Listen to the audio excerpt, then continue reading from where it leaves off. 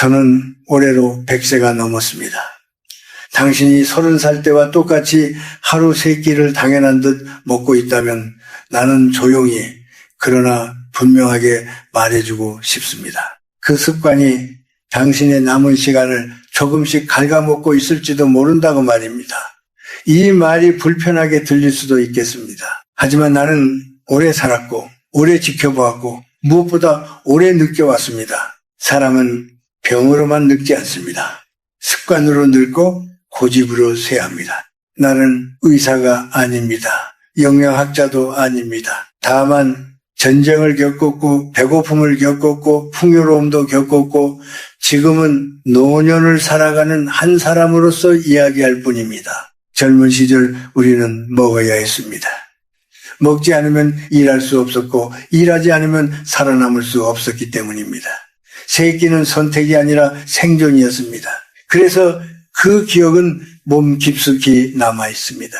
먹어야 산다는 신념 말입니다. 그러나 예순이 지나면 몸은 더 이상 같은 방식으로 살지 않습니다.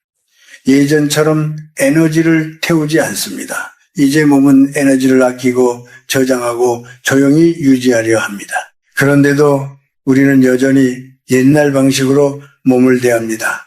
아침이니까 먹고 점심이니까 먹고 저녁이니까 먹습니다.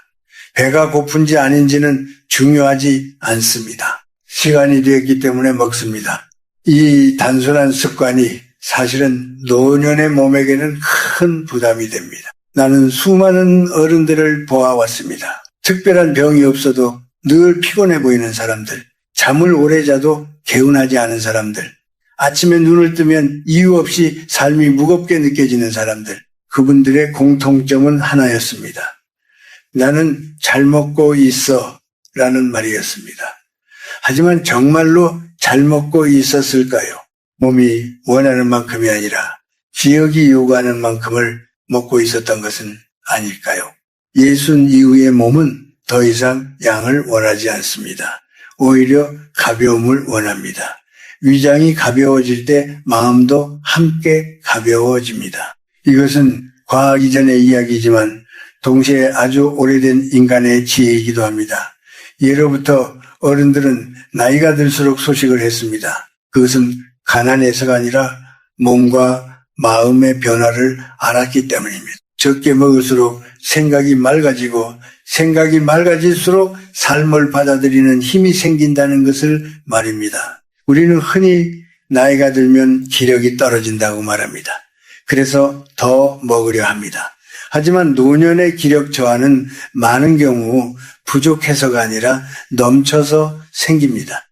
소화되지 못한 음식이 몸에 남기 때문입니다.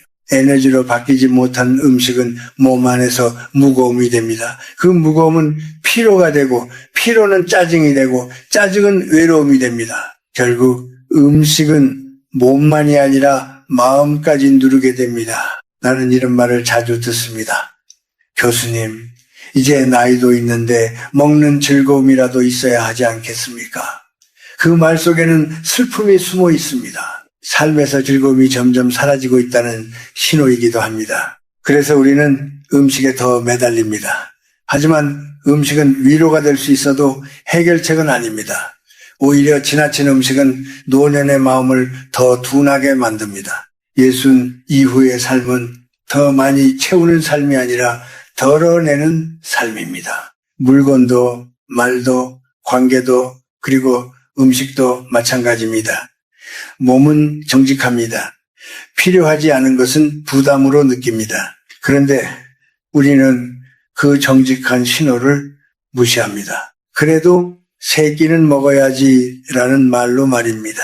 하지만 나는 감히 말하고 싶습니다. 예순 이후에도 예전과 같은 세 끼를 고집하는 것은 몸의 시간을 인정하지 않겠다는 선언과도 같습니다. 이 이야기는 다이어트에 대한 이야기가 아닙니다. 절제에 대한 훈계도 아닙니다. 다만 노년을 존중하는 태도에 대한 이야기입니다. 나이가 들었다는 것은 약해졌다는 뜻이 아니라 다른 리듬으로 살아가야 한다는 뜻입니다. 그 리듬을 무시하면 몸은 조용히 경고를 보냅니다. 피로로, 무기력으로, 이유 없는 허전함으로 말입니다. 나는 오늘 이 이야기를 시작하며 당신을 겁주고 싶지 않습니다. 다만 잠시 멈춰서서 스스로에게 묻기를 바랍니다. 나는 지금 배가 고파서 먹는가? 아니면 습관 때문에 먹는가? 이 질문 하나만으로도 예순 이후의 삶은 조금 달라질 수 있습니다. 우리가 하루 세 끼를 당연하게 여기게 된 데에는 이유가 있습니다. 그것은 개인의 문제가 아니라 시대의 기억입니다. 내가 젊었을 때, 아니 그보다 더 이전 세대의 삶을 떠올려 보면 먹는다는 행위는 지금과 전혀 다른 의미를 가지고 있었습니다. 그 시절의 밥상은 풍요의 상징이 아니라 버텨냈다는 증거였습니다. 아침을 먹지 못하면 하루를 견딜 수 없었고 점심을 거르면 몸이 말을 듣지 않았으며 저녁 한 끼는 하루를 살아냈다는 보상이었습니다. 그래서 세 끼는 몸의 요구이기 이전에 삶의 질서였습니다. 우리 부모 세대는 땀으로 하루를 보냈습니다. 논에서 공장에서 거리에서 몸을 움직이지 않으면 아무것도 얻을 수 없었습니다. 그런 삶 속에서 배고픔은 늘 곁에 있었고 배부름은 잠깐 스쳐가는 안도감이었습니다. 그러니 잘 먹는다는 것은 잘 산다는 뜻이었습니다. 아이에게 밥을 먹이는 일은 사랑이었고 어른에게 음식을 권하는 일은 배려였습니다. 이 정서는 지금도 우리 안에 깊이 남아 있습니다. 나이가 들어서도 밥은 먹었니?라는 말이 가장 먼저 나오는 이유가 거기에 있습니다. 그러나 시대는 바뀌었고 삶의 형태도 달라졌습니다. 예순 이후의 삶은 더 이상 몸을 혹사시키는 삶이 아닙니다. 하루 대부분을 앉아서 보내고 이동도 줄어들며 자연스럽게 소모되는 에너지도 크게 감소합니다. 그런데도 우리는 여전히 과거의 기준으로 현재의 몸을 평가합니다. 예전처럼 먹지 않으면 기운이 떨어질 것 같고 밥을 줄이면 무언가 잘못하는 것 같은 불안이 생깁니다. 이 불안은 몸에서 오는 것이 아니라 기억에서 오는 것입니다. 노년의 몸은 아주 솔직합니다.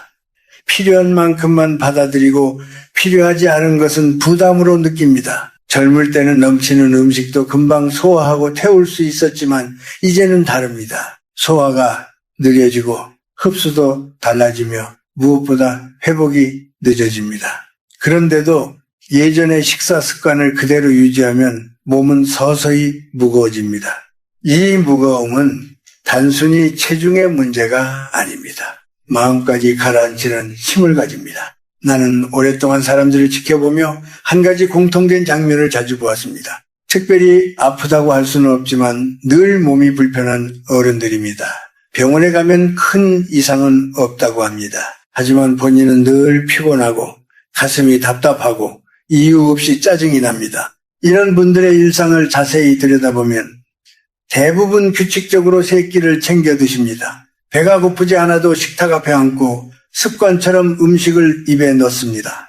몸이 쉬고 싶어 하는 시간을 주지 않는 것입니다. 예전 어른들은 나이가 들수록 자연스럽게 식사량을 줄였습니다. 그것은 절약의 미덕이 아니라 몸의 변화를 받아들이는 지혜였습니다. 적게 먹는다는 것은 포기하는 것이 아니라 전환하는 것이었습니다. 몸을 중심에 두고 삶의 속도를 조절하는 방식이었습니다.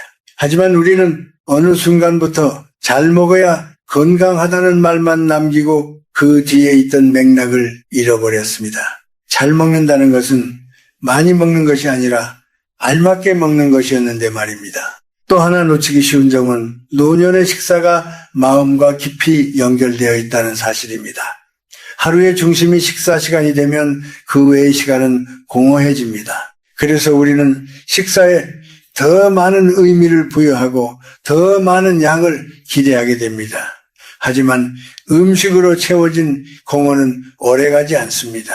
오히려 식사가 끝난 뒤에 허전함은 더 커집니다. 이것이 반복되면 몸은 물론 마음도 지치게 됩니다. 예순 이후에도 과거의 방식으로 하루 세 끼를 고집하는 것은 사실상 지나간 시대의 리듬을 붙잡고 있는 것과 같습니다. 몸은 이미 다른 속도로 가고 있는데 마음만 과거에 머물러 있는 셈입니다. 이 어긋남이 쌓이면 삶 전체가 불편해집니다.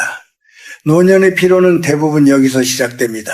부족해서가 아니라 맞지 않아서 생기는 피로입니다. 이제 우리는 질문을 바꿔야 합니다.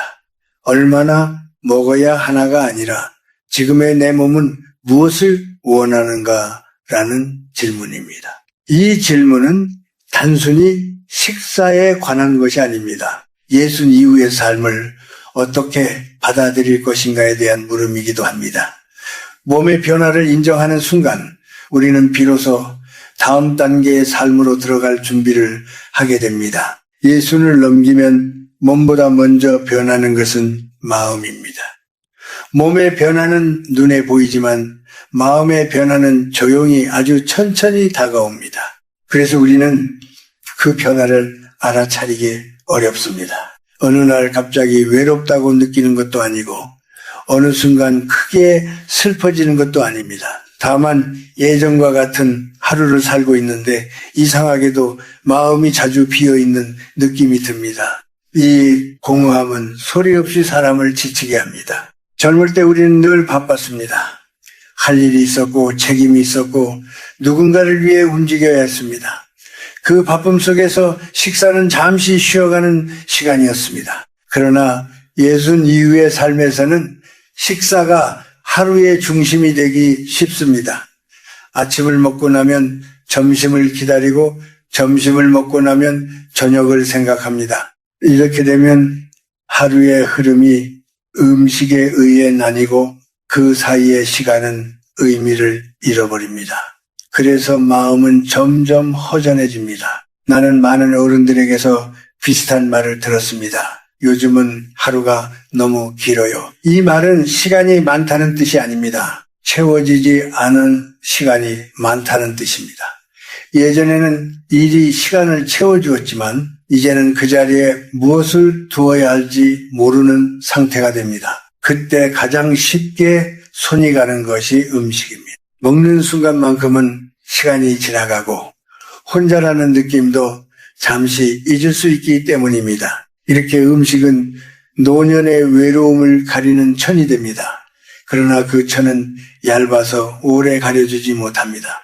식사가 끝나면 다시 공허가 찾아옵니다. 그 공허함을 다시 음식으로 채우려 하면 몸은 점점 무거워지고 마음은 점점 둔해집니다.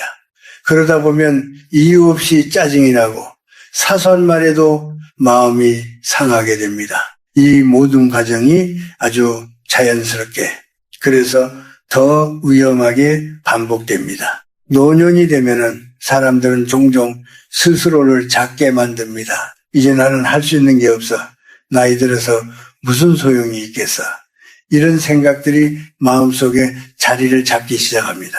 이때 식사는 마지막으로 남은 자존심처럼 느껴지기도 합니다. 적어도 밥만큼은 제대로 먹어야 한다는 생각, 그것이 자신을 지키는 방법이라고 믿게 됩니다. 그래서 배가 고프지 않아도 식탁 앞에 앉습니다. 이것은 식욕의 문제가 아니라 존엄의 문제입니다. 하지만 나는 조심스럽게 말하고 싶습니다. 예수 이후에 존엄은 채우는 데서 나오지 않습니다. 오히려 내려놓는 데서 나옵니다. 더 많이 먹지 않아도 괜찮다는 것을 인정하는 순간 우리는 스스로에게 새로운 자유를 허락하게 됩니다. 그 자유는 몸을 가볍게 할 뿐 아니라 마음에도 숨쉴 공간을 만들어줍니다. 마음의 공간이 생기면 외로움도 예전과 다른 모습으로 다가옵니다.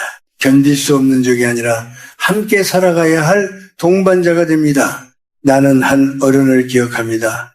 그분은 평생 성실하게 살았고 가족을 위해 모든 것을 바쳤습니다. 하지만 은퇴 후에는 하루가 너무 길어졌다고 했습니다. 그분은 새끼를 꼬박꼬박 챙겨 드셨고 식사 시간이 하루의 유일한 기준이었습니다. 어느 날 그분은 이렇게 말했습니다. 밥 먹는 시간 말고는 내가 쓸모없어진 것 같아. 그 말 속에는 깊은 슬픔이 있었습니다. 음식은 그 슬픔을 가려주었지만 치유하지는 못했습니다. 노년의 외로움은 누군가 옆에 없어서만 생기는 것이 아닙니다. 스스로를 더 이상 필요로 하지 않는다고 느낄 때 찾아옵니다. 이 감정은 매우 조용해서 많은 사람들이 그것을 배고픔으로 착각합니다. 그래서 더 먹고 더 채우려 합니다. 하지만 마음의 배고픔은 음식으로 해결되지 않습니다. 오히려 몸이 무거워질수록 마음의 목소리는 더 작아집니다. 우리는 나이가 들수록 자신에게 솔직해질 필요가 있습니다. 지금의 허전함이 정말 배에서 오는 것인지 아니면 마음에서 오는 것인지를 구분해야 합니다. 이 구분을 하지 못하면 우리는 계속해서 잘못된 방향으로 노력하게 됩니다.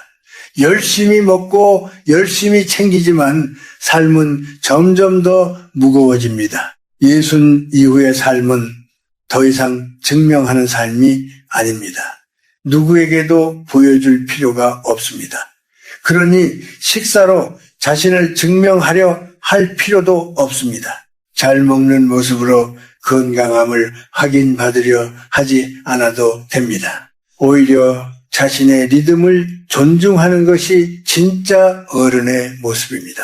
마음이 허전할 때는 그 허전함을 느낄 용기를 가지는 것, 그것이 노년을 건강하게 살아가는 첫걸음입니다. 이제 우리는 무엇을 줄여야 하는지보다 어떻게 살아야 하는지를 이야기해야 할 때입니다. 예순 이후의 식사에 대한 변화는 단순히 끼니의 수를 조절하는 문제가 아닙니다. 그것은 삶의 태도를 바꾸는 일입니다. 몸을 대하는 방식이 바뀌면 마음을 대하는 방식도 함께 달라집니다. 그래서 나는 해결책이라는 말을 좋아하지 않습니다. 대신 방향이라는 말을 쓰고 싶습니다. 먼저 가장 중요한 것은 배고픔을 다시 배우는 일입니다. 젊을 때의 배고픔과 지금의 배고픔은 다릅니다. 예전의 배고픔은 에너지가 고갈되었을 때 찾아왔지만 지금의 배고픔은 종종 습관이나 감정에서 시작됩니다. 그래서 예순 이후에는 한 번 더 자신에게 묻는 시간이 필요합니다. 지금 정말로 배가 고픈가? 아니면 그냥 입이 심심한가? 이 질문 하나만으로도 식사의 의미는 달라집니다. 두 번째는 시간에 대한 태도입니다. 우리는 오랫동안 시계에 맞춰 살아왔습니다. 정해진 시간에 일어나고 정해진 시간에 먹고 정해진 시간에 쉬었습니다. 그러나 노년의 몸은 시계보다 느립니다. 이제는 몸의 신호를 기준으로 삼아야 합니다. 아침에 입맛이 없다면 굳이 먹지 않아도 됩니다. 점심을 늦게 먹었다면 저녁은 가볍게 지나가도 괜찮습니다. 이렇게 유연해지는 것이 게으름이 아니라 지혜입니다. 세 번째는 음식에 대한 마음을 바꾸는 일입니다. 예순 이후의 식사는 즐거움이 아니라 조율입니다. 몸과 마음을 맞추는 시간입니다. 그래서 양보다 중요한 것은 상태입니다. 음식을 먹고 나서 몸이 가벼운지 마음이 편안한지를 살펴보아야 합니다. 배가 부른데도 마음이 답답하다면 그 식사는 이미 지나친 것입니다. 반대로 소박하게 먹었는데 하루가 편안하다면 그것이 지금의 몸에 맞는 식사입니다. 우리는 종종 적게 먹는 것을 초라함과 연결합니다. 특히 노년이 되면 남에게 보이는 모습에 더 민감해집니다. 저 사람은 나이 들어서도 잘 먹네 라는 말을 듣고 싶어 합니다. 하지만 예순 이후의 삶은 평가를 받는 삶이 아닙니다. 스스로 납득하는 삶입니다. 남의 시선에 맞춘 식사는 결국 자신을 피곤하게 만듭니다. 이제는 남의 기준이 아니라 자신의 기준으로 밥상을 차려야 합니다. 또 하나 중요한 것은 음식을 줄이면서 함께 비워야 할 것들입니다. 식사량만 줄이고 마음은 그대로 두면 허전함은 더 커집니다. 그래서 말도 줄이고 불필요한 약속도 줄이고 스스로를 힘들게 하는 생각도 조금씩 내려놓아야 합니다. 몸이 가벼워지면 마음도 자연스럽게 가벼워질 것이라고 기대하면 실망하게 됩니다. 마음의 정리는 따로 필요합니다. 예순 이후의 삶에서는 침묵이 큰 역할을 합니다. 굳이 말을 많이 하지 않아도 되고 설명하지 않아도 됩니다. 식사도 마찬가지입니다. 풍성하게 차리지 않아도 됩니다. 조용히 먹고 천천히 씹고 그날의 몸 상태를 느끼는 것으로 충분합니다. 이런 식사는 에너지를 빼앗지 않습니다. 오히려 안쪽에서 힘을 만들어냅니다. 이것이 노년에 필요한 에너지입니다. 나는 어떤 분에게서 이런 말을 들은 적이 있습니다. 요즘은 적게 먹으니까 오히려 하루가 또렷해졌어요. 이 말 속에는 중요한 진실이 담겨 있습니다. 음식이 줄어들면 생각이 선명해집니다. 생각이 선명해지면 불필요한 걱정도 줄어듭니다. 이것은 기적이 아니라 자연스러운 변화입니다. 몸에 남아있던 무거움이 빠져나가면서 생기는 현상입니다. 예순 이후의 식사는 자기 돌봄의 한 형태입니다. 스스로를 귀하게 여기는 사람은 몸을 혹사시키지 않습니다. 필요 이상으로 먹지 않는다는 것은 자신을 벌주는 일이 아니라 보호하는 일입니다. 오늘 한 끼를 줄였다고 해서 내일이 불안해지지 않습니다. 오히려 몸은 그 여백을 기억하고 조금씩 안정을 되찾습니다. 마지막으로 나는 이렇게 말하고 싶습니다. 예순 이후의 삶은 더 적게 가지면서도 더 깊이 느끼는 삶입니다. 음식이 줄어든 자리에 무엇을 채울지는 각자의 몫입니다. 산책일 수도 있고 조용한 음악일 수도 있고 아무것도 하지 않는 시간일 수도 있습니다. 중요한 것은 그 자리를 다시 음식으로만 채우지 않는 것입니다. 그때 비로소 몸과 마음은 새로운 균형을 찾기 시작합니다. 이제 이야기를 마무리할 시간입니다. 나는 이 말을 설교처럼 하고 싶지 않습니다. 다만 오래 살아온 사람으로서 조용히 옆에 앉아 나누는 이야기이기를 바랍니다. 예순 이후의 삶은 갑자기 바뀌지 않습니다. 어느 날 눈을 뜨면 다른 사람이 되어 있는 것도 아닙니다. 다만 작은 선택들이 쌓여서 남은 시간을 어떤 결로 살아갈지가 정해집니다. 식사는 그 작은 선택 중에서도 아주 일상적인 것입니다. 나는 종종 이런 생각을 합니다. 사람이 늙어간다는 것은 무엇을 더 얻는 것이 아니라 무엇을 덜 필요로 하게 되는 과정이라고 말입니다. 젊을 때는 많이 먹어야 했고 많이 움직여야 했고 많이 증명해야 했습니다. 그러나 이제는 다릅니다. 이제의 몸은 많은 것을 요구하지 않습니다. 다만 과하지 않기를 바랍니다. 과한 음식, 과한 말, 과한 걱정이 없기를 바랍니다. 그 바람을 들어주는 것이 노년의 지혜입니다. 예순 이후의 식사는 결코 초라한 것이 아닙니다. 소박한 밥상은 실패의 흔적이 아니라 살아남은 사람의 모습입니다. 조금 먹고도 편안하다면 그것이 바로 지금의 몸이 보내는 감사의 신호입니다. 우리는 종종 그 신호를 무시합니다. 이 정도는 먹어야지 라는 말로 말입니다. 하지만 그 말 뒤에는 두려움이 숨어 있습니다. 줄이면 부족해질 것 같고 놓으면 사라질 것 같다는 두려움입니다. 그러나 삶은 그렇지 않습니다. 덜 먹는다고 해서 삶이 줄어들지 않습니다. 오히려 무거움이 빠져나간 자리에 여유가 들어옵니다. 그 여유는 생각을 바꾸고 생각은 하루의 표적을 바꿉니다. 아침에 일어났을 때 몸이 가볍다면 그날의 마음도 가볍습니다. 이것은 거창한 깨달음이 아니라 몸이 주는 아주 현실적인 선물입니다. 나는 한 어른이 해준 말을 잊지 못합니다. 이제는 배가 아니라 마음이 편해야 하루가 잘 간다. 이 말은 예순 이후의 삶을 아주 정확하게 설명합니다. 배를 채우는 일은 어렵지 않습니다. 마음을 편안하게 하는 일은 시간이 필요합니다. 그래서 우리는 서두르지 말아야 합니다. 식사도 생각도 하루의 속도도 조금씩 늦춰야 합니다. 예순 이후의 삶에서 중요한 것은 오래 사는 것이 아니라 남은 시간을 어떻게 견디느냐입니다. 몸이 늘 무겁고 마음이 늘 답답하다면 아무리 오래 살아도 하루하루가 힘들어집니다. 반대로 몸이 가볍고 마음이 조용하다면 하루가 짧아도 충분히 깊을 수 있습니다. 식사는 그 차이를 만드는 출발점입니다. 나는 당신에게 대단한 결심을 요구하지 않습니다. 내일부터 당장 끼니를 줄이라고 말하지도 않습니다. 다만 한 끼만이라도 자신의 몸을 더 잘 들어보기를 바랍니다. 먹고 나서 편안한지 아니면 괜히 졸리고 답답한지 말입니다. 그 느낌을 무시하지 말고 기억해 두십시오. 몸은 언제나 정직합니다. 우리가 듣지 않을 뿐입니다. 예수님 이후의 삶은 누군가에게 보여주기 위한 무대가 아닙니다. 박수도 필요 없고 인정도 필수가 아닙니다. 그러니 식사로 자신을 증명하려 하지 않아도 됩니다. 잘 먹는 모습으로 건강함을 과시할 필요도 없습니다. 조용히 자신의 리듬에 맞게 살아가면 됩니다.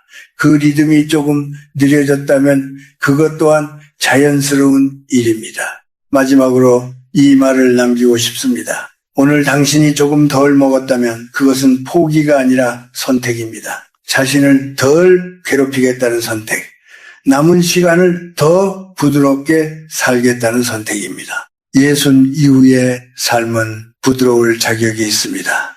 우리는 이미 충분히 애써왔기 때문입니다. 이제는 몸과 마음이 함께 편안해지는 방향으로 조용히 걸어가도 괜찮습니다.